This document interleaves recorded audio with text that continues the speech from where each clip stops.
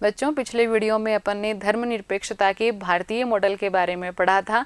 कुछ प्रश्न भी अपन ने लिए थे, उनका जरूर आपने आंसर किया होगा।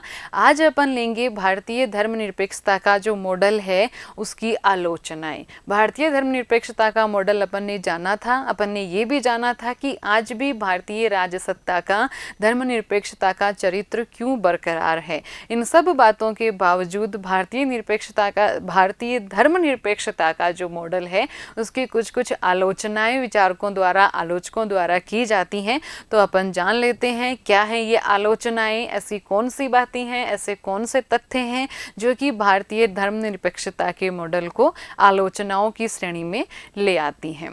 देखिए बच्चों, सबसे पहला जो आलोचना की जाती है वो ये की जाती है कि भारतीय धर्मनिरपेक्षता धर्म विरोधी है। ये धर्म विरोधी है। धर्मनिरपेक्षता संस्थाबद्ध धार्मिक वर्चस्व का विरोध करती है। ये किसी भी प्रकार के धार्मिक वर्चस्व का विरोध करती है। अपन ने पढ़ाई था कि ये अंतर धार्मिक वर्चस्व या अंतः धार्मिक वर्चस्व, दोनों ही प्रकार के वर्चस्व को खत्म करने पर तुली हुई है। तो यहाँ ये कहा जा रहा है कि ये एक आलोचना है आपके भारतीय धर्मनिरपेक्षता के मॉडल की कि ये धर्म का विरोध कर रही है, ये धार्मिक वर्चस्व का विरोध कर रही है। धर्मनिरपेक्षता धार्मिक पहचान के लिए खतरा पैदा करती है। ये कह रहे हैं कि कोई भी धार्मिक पहचान किसी व्यक्ति की या किसी संस्था की, उसके लिए खतरा पैदा कर रहा है भारतीय धर्मनिरपेक्षता का मॉडल। इसका खंडन अपन पढ़ते हैं कि संस्थाबद्ध धार्मिक वर्चस्व का विरोधी होना धर्म विरोधी होने का पर्याय नहीं है। निसंदेह है किसी संस्थाबद्ध धर्म का वर्चस्व हो, किसी धर्म विशेष का वर्चस्व हो, इसका विरोधी है भारतीय धर्मनिरपेक्षता का मॉडल, ना कि किसी धर्म का विरोधी है। धर्म को तो हमने सम्मान ही दिया है, धर्म को तो हमने प्रतिष्ठित ही किया है। प्रत्येक धर्म के साथ सम्मान और आदर की भावना रखती है भारतीय धर्मनिरपेक्षता का मॉडल। तो फिर विरोध किसका किया है? विरोध धार्मिक वर्चस्व का किया है। यानी कि यहाँ थोड़ी सी चूक या कहें कि आलोचनाकर्ताओं से हुई है कि उन्होंने धर्म वर्चस्व के विरोध को धर्म विरोध मान लिया है। यहाँ भारतीय धर्मनिरपेक्षता का मॉडल किसी धर्म के वर्चस्व का विरोध करता है, जो कि करना ही चाहिए, क्योंकि हमने धर्मनिरपेक्षता के सिद्धांत में पढ़ा था कि धर्मनिरपेक्षता का पहला सिद्धांत ही ये बन जाता है कि किसी भी धार्मिक वर्चस्व का विरोध करना, किसी भी धार्मिक वर्चस्व को खत्म करना। तो यहाँ ये आलोचना ठीक नहीं है भारतीय धर्मनिरपेक्षता के मॉडल की, क्योंकि यहाँ पर संस्थाबद्ध धार्मिक वर्चस्व का विरोध किया जाता है, ना कि धर्म का विरोध किया जाता है।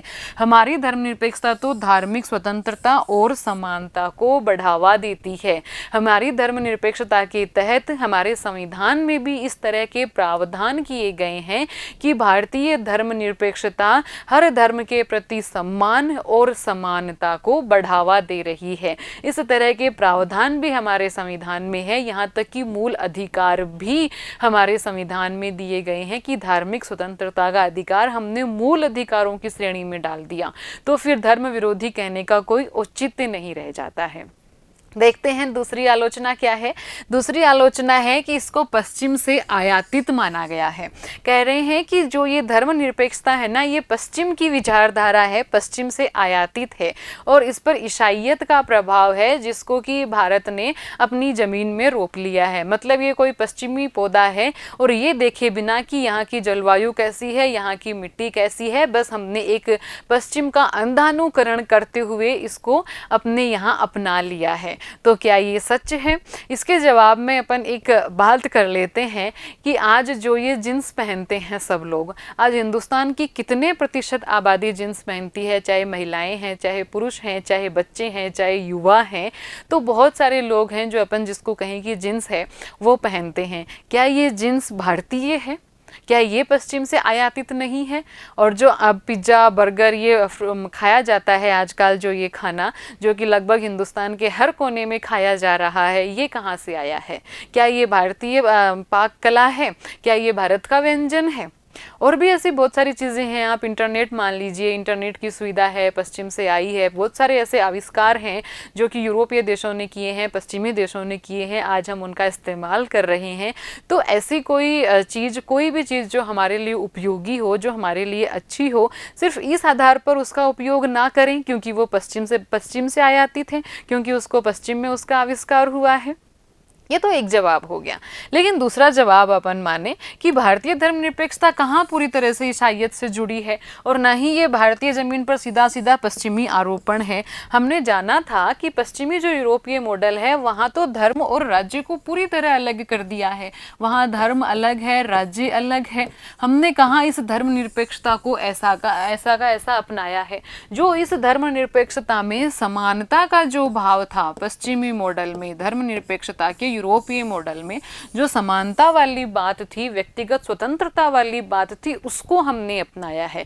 यानी कि हमने व्यक्तिगत स्वतंत्रता के साथ साथ सम्मिलन किया है अल्पसंख्यकों की स्वतंत्रता का।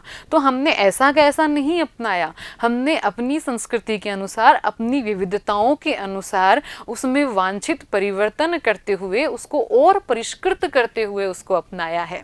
देख लेते हैं अपन धर्मनिरपेक्षता का विगत इतिहास पश्चिमी और गैर पश्चिमी दोनों मार्गों का अनुसरण करता दिखता है। यानी कि हमने कुछ बातें पश्चिमी धर्मनिरपेक्षता की भी अपनाई हैं और हमने कुछ बातें अपनी भी अपने माहौल के अनुसार, अपनी विविधताओं के अनुसार उसमें शामिल की हैं।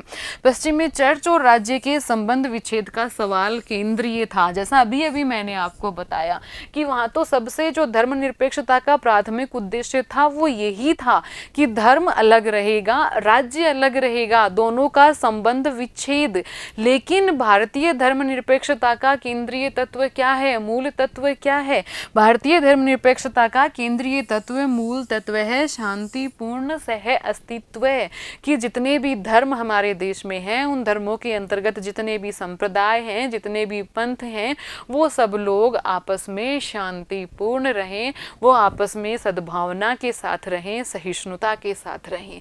ये हमारा केंद्रीय तत्व है।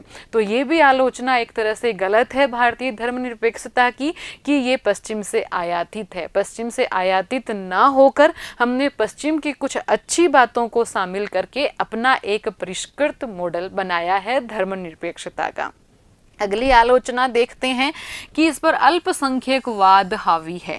मतलब कि भारतीय धर्मनिरपेक्षता अल्पसंख्यक अधिकारों की पैरवी करती है, ये इसकी आलोचना की जाती है कि जो अल्पसंख्यक है ना, उनके अधिकारों की ज़्यादा पैरवी करती है, उनको ज़्यादा अधिकार दिए गए हैं और एक तरह से असमानता का कारण बन गई है ये धर्मनिरपेक्षता। तो चलो ठीक है, अपन इस पर कुछ भी बहस करें, इससे पहले मैं आपको एक दो एग्जाम्पल के माध्यम से ये चीज़ समझाना चाहूँगी। मान लीजिए एक कार है, उस कार में 4 लोग सफ़र कर रहे हैं, जिसमें से एक व्यक्ति धूम्रपान करना शुरू कर देते हैं। मान लीजिए कि एक व्यक्ति ने सिगरेट पीना शुरू कर दिया। दूसरे जो व्यक्ति पास में बैठे हैं उन्होंने विरोध किया कि भैया आप धूम्रपान मत कीजिए, मुझे थोड़ी इससे दिक्कत हो रही है। तो फिर जो बाकी 2 लोग हैं वो भी सिगरेट पीते हैं, लेकिन उस वक्त वो नहीं पी रहे हैं, इसलिए वो कुछ भी नहीं बोले। तो जो व्यक्ति पी रहे थे उन्होंने ये कहा कि भाई लोकतंत्र है, यहाँ तो जो बहुमत होता है उसी की चलती है, बहुमत की सरकार है, जिसके पास ज़्यादा मत होंगे उसकी सरकार बनेगी। उस तो अपन एक काम करते हैं, बहुमत के आधार पर निर्णय लेते हैं। चलिए वोटिंग कर लेते हैं कि भाई कितने लोग गाड़ी में सिगरेट पीने के पक्ष में हैं और कितने लोग गाड़ी में सिगरेट ना पीने के पक्ष में हैं। अब वो 2 लोग जो उस वक्त तो धूम्रपान नहीं कर रहे थे लेकिन वो करते हैं धूम्रपान, तो उन्होंने जो धूम्रपान कर रहे व्यक्ति थे उनके पक्ष में वोट डाला, और जो व्यक्ति मना कर रहे थे वो बाद में पराजित हो गए और उनको उनके उन जो अपन कहें कि निर्णय था उसको मानना पड़ा, क्योंकि जीत बहुमत की होती है। ये तो ठीक है, एक सामान्य बात है। लेकिन अब अपन थोड़ा सा अगर इसमें ये देखें कि जो व्यक्ति धूम्रपान करने के लिए मना कर रहे थे वो अस्थमा जैसी किसी बीमारी से पीड़ित हैं, और उस धूम्रपान के कारण, उस धूम्रपान की वजह से जो धुआं उठ रहा है उसकी वजह से उनके ऊपर एक कहें कि बहुत बड़ा नकारात्मक असर पड़ सकता है, उनके जीवन पर भी खतरा पड़ सकता है, उनको अस्थमा का अटैक आ सकता है।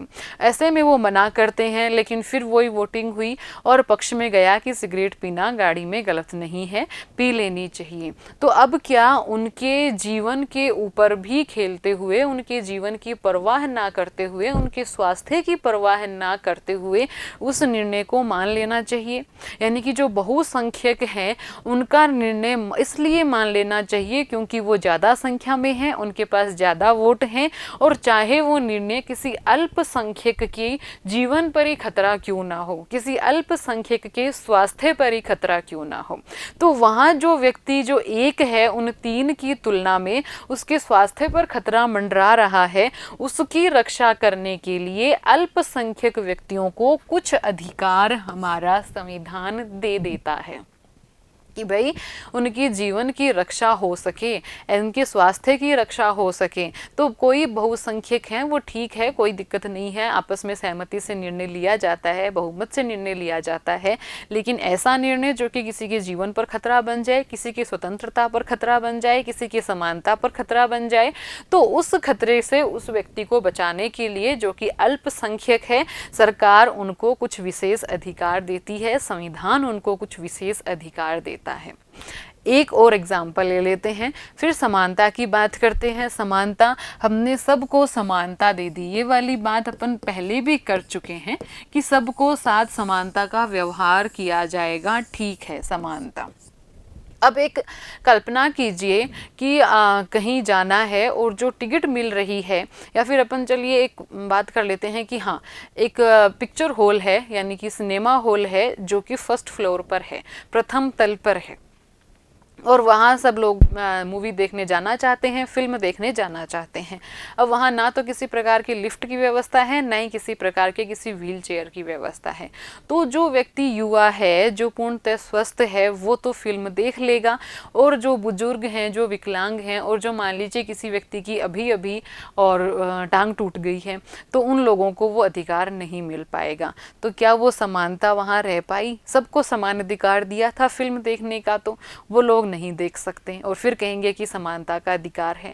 तो फिर वो लोग देख पाएँ, इसके लिए मान लीजिए लिफ्ट की व्यवस्था कर दी, या फिर इसके लिए मान लीजिए कि उनके लिए व्हीलचेयर की व्यवस्था कर दी, या कुछ भी उनको ऊपर ले जाने के किसी सुविधापूर्ण तरीके की व्यवस्था कर दी उन लोगों के लिए जो कि असक्षम हैं। तो क्या ये गलत है? क्या ये अन्यायपूर्ण है? क्या ये असमानता को बढ़ा रहा है? और ये मान लीजिए कि उन लोगों के लिए जो व्यवस्था की है ना, उसका जो भी खर्चा हुआ है, जो भी कंट्रीब्यूशन हुआ है, उसमें सबको देना पड़ा है, यानी कि सबके पैसे लगे हैं, जो सक्षम है उसके भी लगे हैं और जो सक्षम नहीं है उसके भी लगे हैं।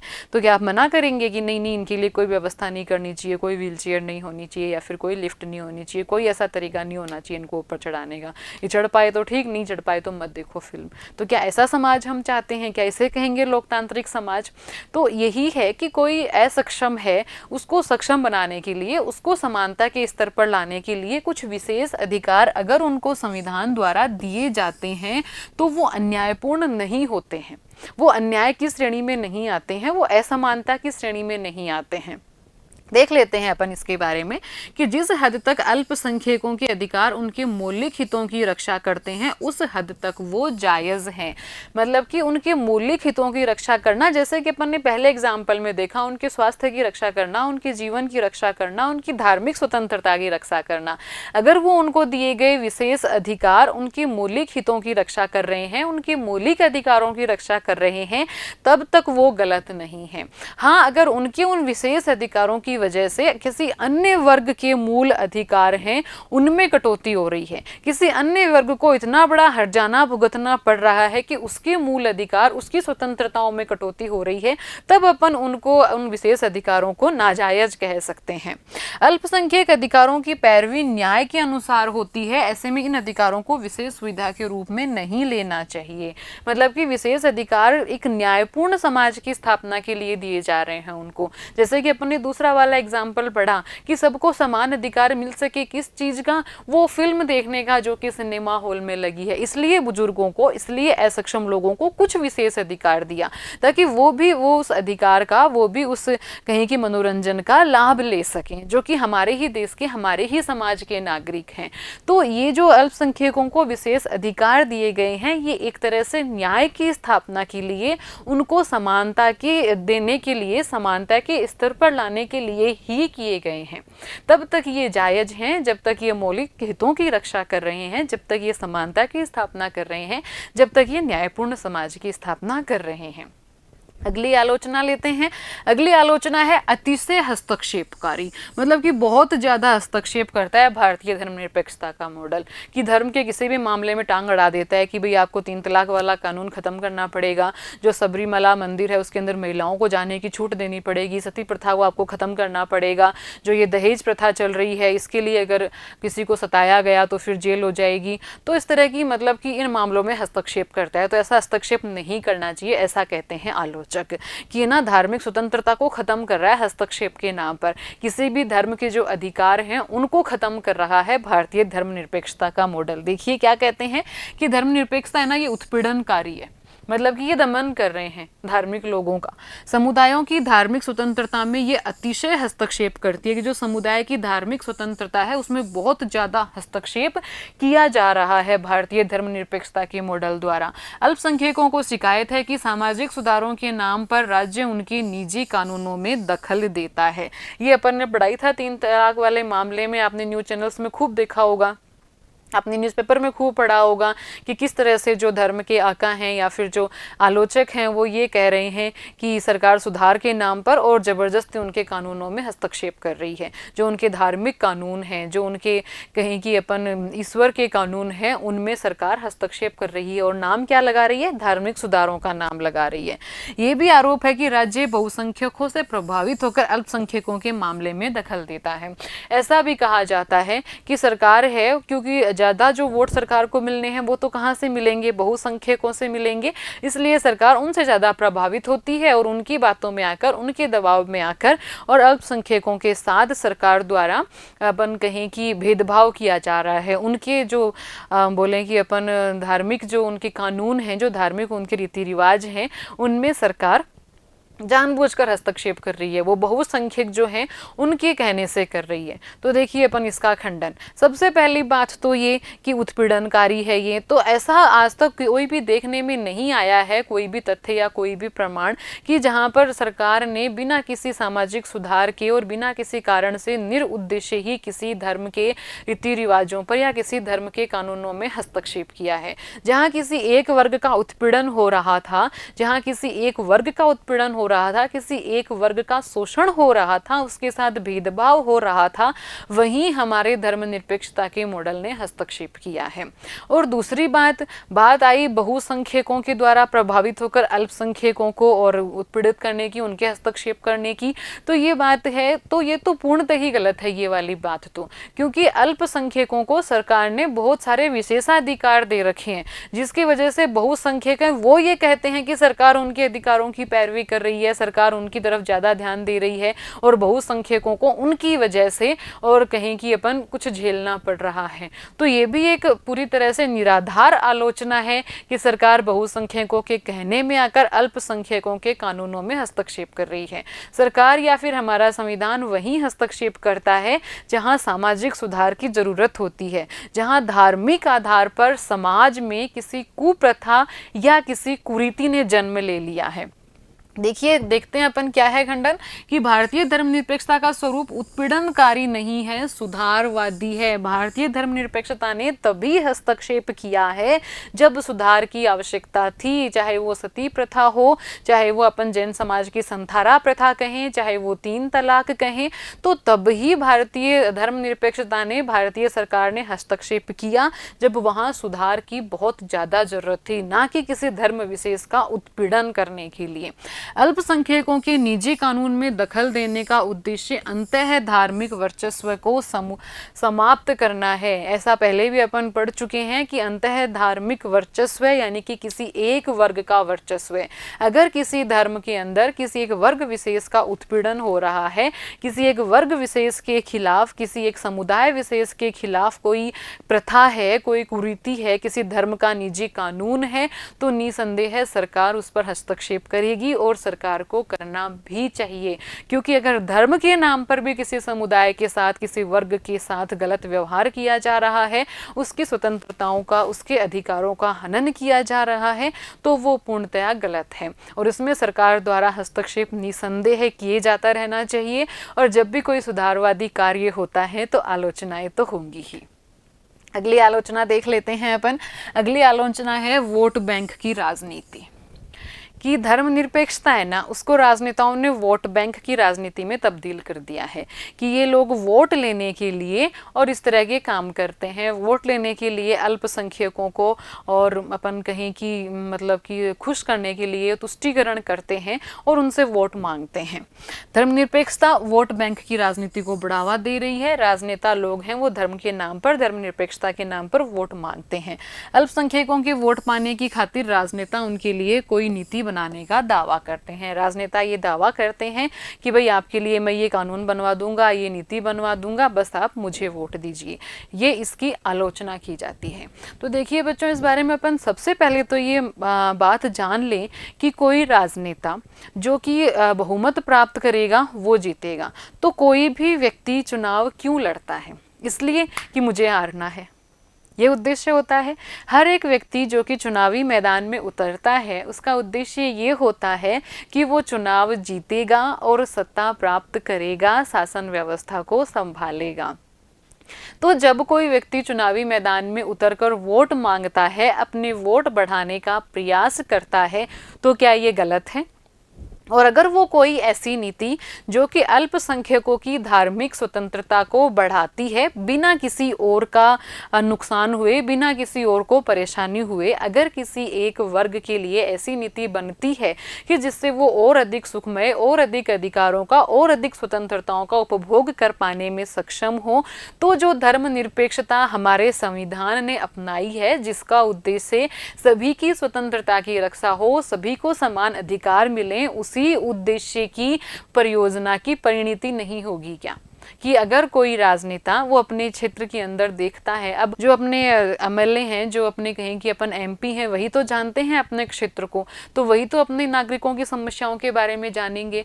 तो मान लीजिए कि आपके क्षेत्र के कोई एमपी हैं और आपके क्षेत्र में जो अल्पसंख्यक हैं उनको कोई समस्या है और इस समस्या का समाधान किसी नीति या किसी कानून बनाने से हो सकता है, और उस कानून और इस नीति से अन्य किसी वर्ग को, अन्य किसी समुदाय को कोई भी नुकसान नहीं है, बस उस वर्ग को जो कि अल्पसंख्यक है उसकी समस्या का समाधान हो जाएगा। इस आधार पर उनको वोट मिलते हैं, वो जीत जाते हैं, लोकसभा में जाते हैं और वहां पर वो नीति और कानून उस वर्ग के लिए बनवा लेते हैं और उस वर्ग की समस्याओं का समाधान हो जाता है। तो इसमें कहाँ गलत है कि उनको वोट मिले इसलिए क्योंकि उन पर जनता ने विश्वास जताया, उन्होंने वोट मांगे क्योंकि उनको वो परेशानी दिखी और उनको उन्हें दूर करना था, उन्होंने उसको दूर किया भी। तो यहाँ इस प्रक्रिया में कौन सी चीज़ है जो गलत है और जो नहीं होनी चाहिए? तो फिर गलत कब होती है? गलत ये होती है कि वोट मांगने के नाम पर उनकी नाजायज मांगों को भी स्वीकार कर लेना और कोई ऐसी अन्यायपूर्ण नीति या अन्यायपूर्ण कानून का पक्ष पोषण करना कि जिसकी वजह से अन्य समुदाय, अन्य वर्गों को परेशानी हो रही हो, उनके अधिकारों में कटौती हो रही हो, उनकी स्वतंत्रता में कटौती हो रही हो, तब गलत होता है वोट बैंक की राजनीति। तब नहीं कि किसी अच्छे कानून के लिए, किसी अच्छी नीति के लिए वोट मांगे जा रहे हैं और किन्हीं के अधिकारों की रक्षा के लिए, स्वतंत्रता के संरक्षण के लिए और कानून बनाए जा रहे हैं। देख लेते हैं अपन क्या है खंडन में कि वोट पाना राजनेताओं के काम का एक हिस्सा है। ये हिस्सा है उनके काम का। वो वोट पाएंगे, जीतेंगे, फिर शासन व्यवस्था चलाएंगे, सत्ता में काम करेंगे, फिर जब चुनाव आएंगे वो फिर वोट मांगेंगे। ये निरंतर चलने वाली प्रक्रिया है, उनके काम का हिस्सा है। तो वोट मांगना गलत नहीं है।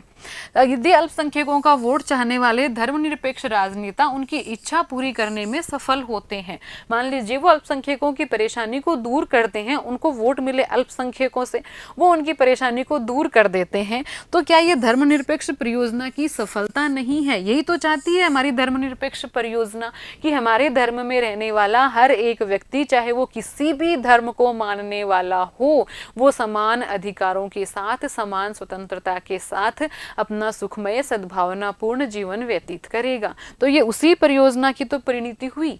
वोट बैंक की राजनीति खुद में गलत नहीं है, तो फिर गलत क्या है? गलत है वोट बैंक की वैसी राजनीति जो अन्याय को जन्म दे। अगर वो झूठ बोलकर कोई झूठा अपन कहें कि प्रपंच रच के वोट मांगे और कोई परेशानी है ही नहीं, जानबूझकर उनको परेशानी दिखाएं और फिर कोई ऐसी नीति, ऐसा कानून बना दें जिसकी वजह से किसी अन्य समुदाय के साथ अन्याय हो रहा हो, तो वो गलत होता है। सही तरीके से, सही नीति से सभी के अधिकारों की रक्षा होते हुए अगर वोट मांगे जाते हैं, नीतियां बनाई जाती हैं, तो इसमें कहीं कोई गलती नहीं है।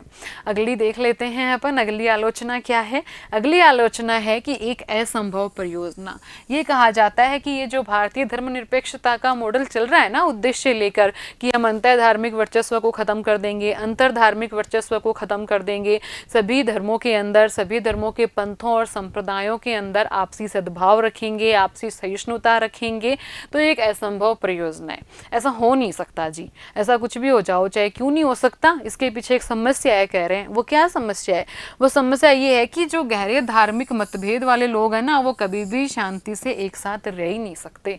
वो तो लड़ेंगे, उनमें तो आपस में मतभेद होंगे ही होंगे। तो इसलिए ये संभव ही नहीं हो सकता, इसके उद्देश्य पूरे ही नहीं हो सकते। तो इसका भी खंडन है अपने पास। वो क्या है कि भारतीय सभ्यता का इतिहास दिखाता है कि इस तरह साथ साथ रहना बिल्कुल संभव है।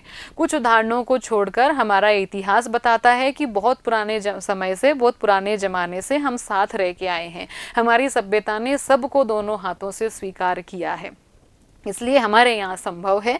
और दूसरा, ये असंभव परियोजना का अनुसरण नहीं कर रहे हम, बल्कि भविष्य की दुनिया का एक प्रतिबिंब प्रस्तुत कर रहे हैं। हो सकता है असंभव लगे, लेकिन फिर भी हम प्रयास तो करेंगे ही, क्योंकि एक पवित्र उद्देश्य का पीछा करना एक पवित्रता ही है, एक अच्छा कार्य ही है, एक न्यायपूर्ण समाज की स्थापना की ओर प्रशस्त करता है भारतीय धर्मनिरपेक्षता का मॉडल। तो ये असंभव परियोजना का अनुसरण नहीं कर रहे हम, तो हम क्या कर रहे हैं? हम विश्व को भविष्य का एक प्रतिबिंब दिखा रहे हैं कि हम एक ऐसे समाज की स्थापना का प्रयास कर रहे हैं। एक ऐसा समाज होगा जहां ना तो दो धर्मों के बीच में कोई लड़ाई होगी, ना दो धर्मों के बीच में कोई हिंसा होगी, कोई संघर्ष होगा, ना कोई नफरत होगी, ना कोई घृणा होगी। होगा तो सद्भावना, समभाव और एक प्रेम पूर्ण व्यवहार, और ना ही एक धर्म के विभिन्न संप्रदायों के बीच में कोई हिंसा, कोई संघर्ष, कोई मतभेद होगा। उनके बीच में भी एक आपसी सहयोग, आपसी सद्भावना, सभी के अधिकारों की रक्षा, सभी को न्यायपूर्ण समाज